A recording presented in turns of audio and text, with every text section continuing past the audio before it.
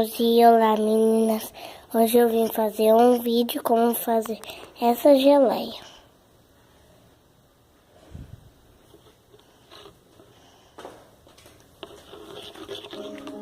Ó, primeiro você vai precisar de gel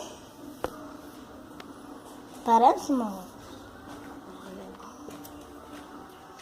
recipiente,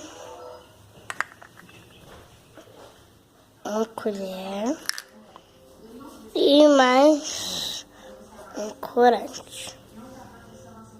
Primeiro, você vai colocar o gel. Eu tô gravando assim porque eu tô colocando aqui o gel.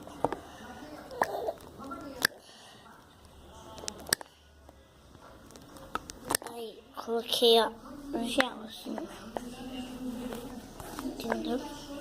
Agora, eu vou colocar o corante.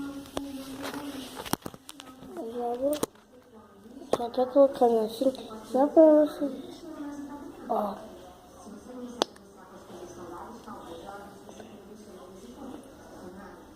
Ó. Aqui tem o corante. Aí eu vou colocar um pouquinho.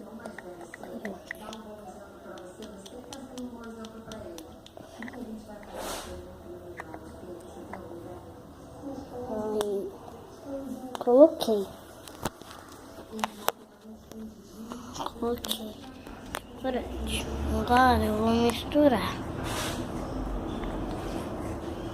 Vai ficar com uma textura muito boa. Deixa eu.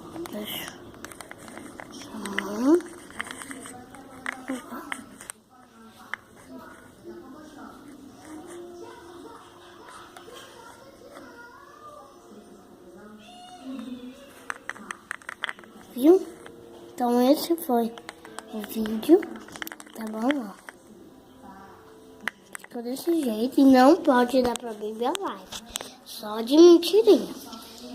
Só pode dar pra essas, ó, que não fala, que não tem, que é isso. Então é isso. Obrigada, tá bom? Tchau.